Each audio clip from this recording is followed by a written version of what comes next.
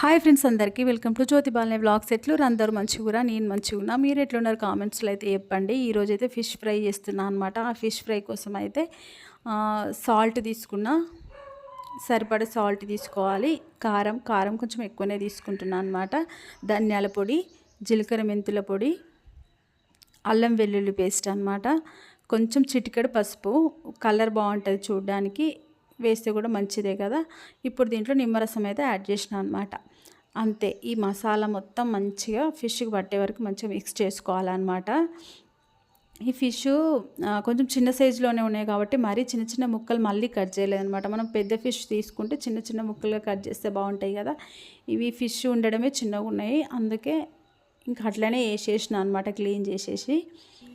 ఈ మసాలా అంతా మంచిగా ఫిష్కి పట్టించిన తర్వాత ఒక 15 మినిట్స్ అయితే బయట పెట్టాలన్నమాట. మూత పెట్టేసి బయటనే ఉండనివ్వాలి. వెంటనే ఫ్రిడ్జ్లో అయితే పెట్టొద్దు అనమాట. కొందరు ఏమంటే మసాలా పట్టించి వెంటనే ఫ్రిడ్జ్లో పెట్టేస్తారు. అట్లా ఫిష్ ఏమవుతుందంటే పైన టేస్ట్ బాగుంటుంది, ఇంకా లోపల మాత్రం సప్పగా ఉంటుంది అనమాట, టేస్ట్ ఉండదు. అందుకే ఒక 15 మినిట్స్ బయట పెట్టేసి తర్వాత ఫ్రిడ్జ్లో పెట్టుకొని మీకు ఇష్టం ఉన్నప్పుడు అయితే ఫ్రై చేసుకోవచ్చు అనమాట. ఇంకా అప్పుడు టేస్ట్ అయితే సూపర్గా ఉంటుంది.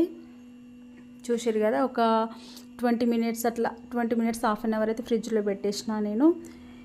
ఆ తర్వాత అయితే ఫ్రై చేసుకుంటున్నాను అనమాట.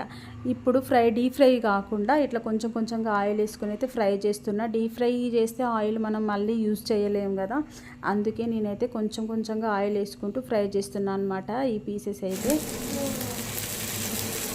సూపర్ టేస్టీగా ఉంటుంది. ఇంకా ఇప్పుడు ఈ ఫిష్ను మనం ఫ్రై చేసేటప్పుడు ఫస్ట్ కరివేపాకు వేసుకోవాలన్నమాట. కరివేపాకు వేసుకుంటే ఆ ఫ్లేవర్ కూడా ఫిష్కి పట్టేసి మంచి టేస్టీగా అయితే ఉంటుంది అన్నమాట. చూడ్డానికి కూడా బాగుంటుంది.